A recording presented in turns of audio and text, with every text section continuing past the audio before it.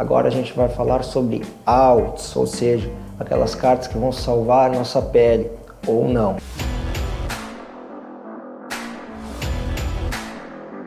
Existem dois tipos de outs.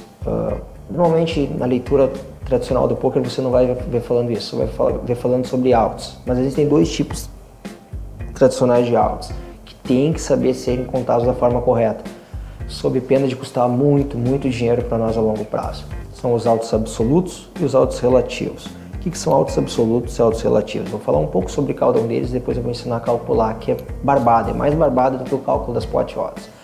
Outs absolutos. Outs absolutos são aquelas cartas que a gente saiba que se acertarmos, a gente vai estar nuts e a gente vai ganhar a mão de qualquer jeito. Por exemplo, a gente tem rei e dama num flop 5 vala 10. Qualquer as ou 9 que a gente acerte no turn ou no river vai nos dar sequência nuts. Então a gente não tem como perder essa mão, talvez a gente não ganhe, empate, mas não tem como a gente perder. Isso são outs relativos. A gente tem as e 6 de ouro.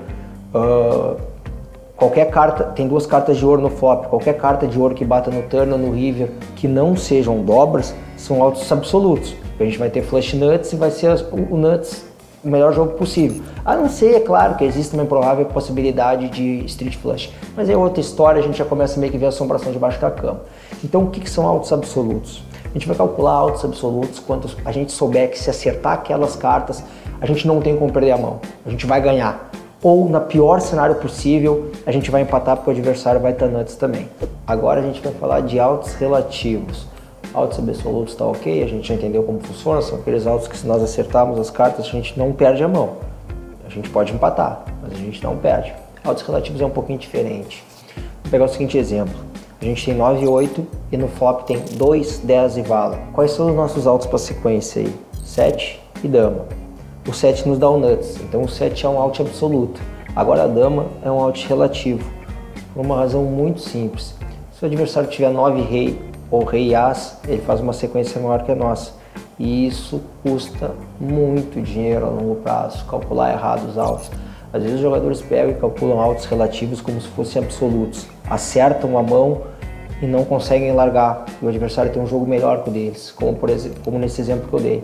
Então a contagem de outs tem que ser algo que o jogador tem que ter em mente. Se os outs são absolutos ou são relativos. Tem que ter muito cuidado com o out relativo. Muito mesmo. Um exemplo clássico de out relativo. Você tem um flush draw que não é nuts, e o adversário está apostando e você está pagando, o adversário está apostando, você está pagando, no river você acerta o flush. E o adversário dá win. Dificilmente a gente vai foldar essa mão. Na maioria das vezes, numa frequência bem grande de vezes, a gente vai estar ganhando. Mas aí começa a questão de fazer uma leitura. Com o que o adversário está apostando? Apostou flop, apostou turn, bate a terceira carta do naipe e ele dá win. Mas é outra história, leitura de range, adversário, enfim, é uma coisa que a gente não vai falar agora. O importante é a gente saber calcular os outs. E se acertar um out relativo e perder a mão, ter consciência de que não fez a contagem de outs corretas ou fez e não soube foldar uma mão que era perdedora desde o início. Já estava dominada desde antes de acertar. Então, contagem de outs é isso. Saber o que são outs absolutos e outs relativos. Como funciona a contagem dos outs, certo? Vamos pegar esse mesmo exemplo do 2, 10 vala, gostei desse flop. A gente tem rei e dama, certo? Então a gente tem outs absolutos para sequência no 9 e no as. Tem 4 ases no baralho e 4 noves. Então a gente tem 8 outs absolutos. Como é que a gente faz a contagem? Quando primeiro a gente tem que ver quantos outs a gente tem. A gente descobriu, nesse caso a gente tem 8 outs. A gente vai pegar o número de outs que a gente tem, os outs absolutos, e vai multiplicar por 4 quando for do flop pro turn. Então nesse cenário a gente teria 8 outs multiplicado por 4, em torno de 32% de chance de acertar a nossa sequência. Então aí 1/3 das vezes a gente vai acertar essa sequência, certo? Assim se calcula outs do flop pro turn. E do turn pro river, Daniel, como é que faz? É o mesmo esquema, gente. A gente vai pegar o número de outs, mas ao invés de calcular por 4, multiplicar por 4, a gente vai multiplicar por 2. Então esse mesmo cenário, flop 2, 10 vala, o adversário aposta, a gente paga, bate um 7 no turn, o adversário aposta, e aí, quantos outs a gente tem? Os outs continuam sendo os mesmos, mas qual é a nossa equidade? Qual é a nossa probabilidade de ganhar a mão? A gente vai pegar esses 8 outs, vai multiplicar por 2, 16%. Então a gente tem 16% de chance de acertar a nossa sequência.